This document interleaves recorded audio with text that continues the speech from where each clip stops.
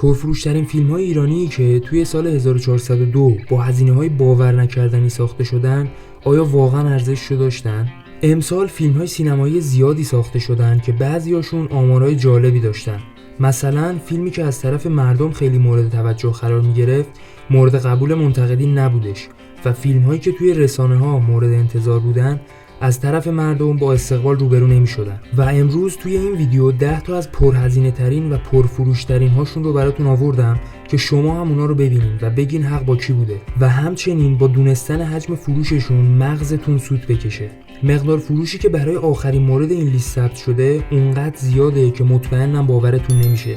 سلام، امیدوارم روز خوبی داشته بوده باشین. مورد دهم این لیست کت چرمی هستش با کارگردانی حسین میرزا محمدی که ژانر این فیلم درام معماییه و از معروفترین بازیگراش هم میشه به جواد عزتی، صابر ابر، پانتا پناهی و غیره اشاره کردش. داستان فیلم در مورد یه بازپرسی هستش که به مراکز نگهداری دختران بد سرپرست و بی سرپرست سر میزنه، اما توی یکی از پرونده ها مورد مشکوکی میبینه و بعد از پیگیری با اتفاقای عجیبی روبرو میشه.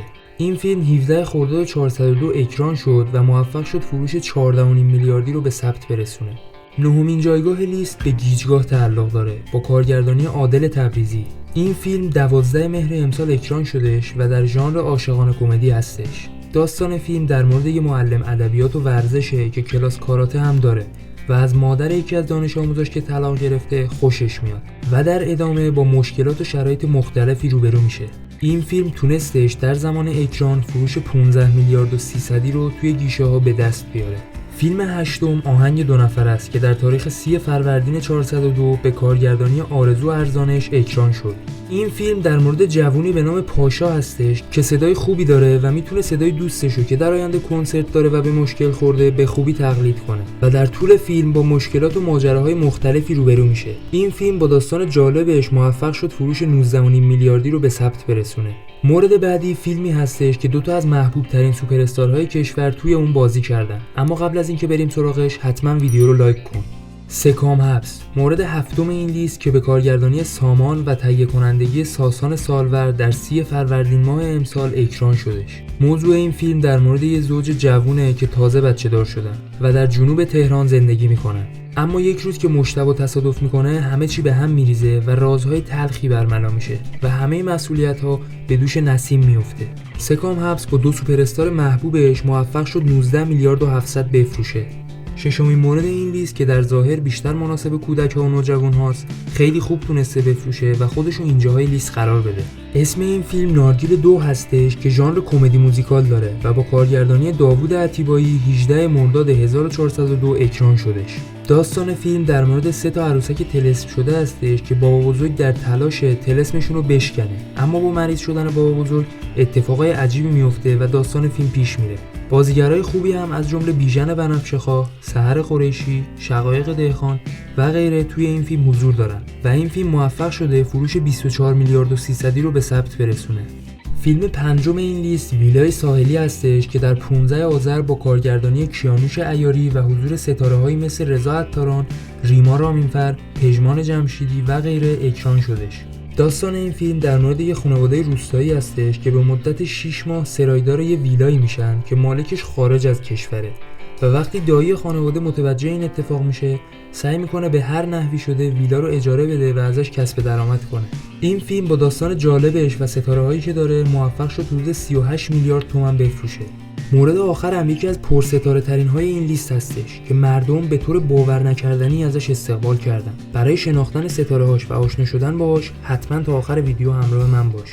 چهارمین مورد این لیست انیمیشن بچه زرنگ هستش که دیدنش توی اینجای لیست نشونه پیشرفت توی زمینه انیمیشن سازی هستش. بچه زرنگ با مشکلاتی که در ابتدا برای کارگردانش پیش اومد و تغییر کرد به هر سختی که بود ساخته شد و داستان پسری به نام محسن رو روایت میکنه که دوست داره ابرقهرمان باشه و با هوش و مهارتش سعی میکنه به همه کمک کنه تا اینکه یه روز با یک گونه ببر در حال انقراض روبرو میشه.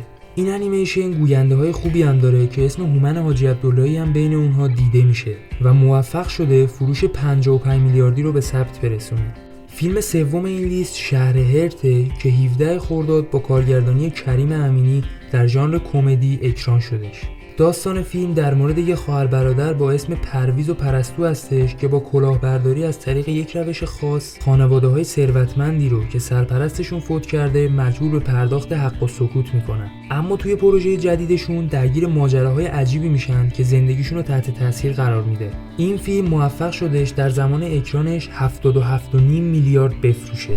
دومین فیلم این لیست هتل هستش که 5 مهر ماه به کارگردانی مسعود عتیبایی در ژانر کمدی اکران شد. این فیلم از سوپر استارهای زیادی برخورداره و داستانش در مورد یک مهندس به اسم رامین هستش که مدتی بعد از ازدواج دومش مجبور میشه از همسر اولش کمک مالی بخواد که برای انجام شدن درخواستش مجبور میشه یه سفر به کیش برنامه‌ریزی کنه. اما وقتی که توی هتل کیش هستش با اتفاقای عجیب غریبی روبرو میشه که کل زندگیشو تحت تاثیر قرار میده. این فیلم که برخلاف نظر منتقدین مردم خیلی دوستش داشتن، موفق شد فروش 223 میلیارد و 300 رو به ثبت برسونه و اما جایگاه اول این لیست که باور نکردنی فروخته. اما ازتون میخوام قبل از اینکه بریم سراغش حتما توی کامنت ها نظرتون رو در مورد فیلمایی که دیدین بگین تا بقیه هم برای دیدنشون راحت‌تر تصمیم بگیرن.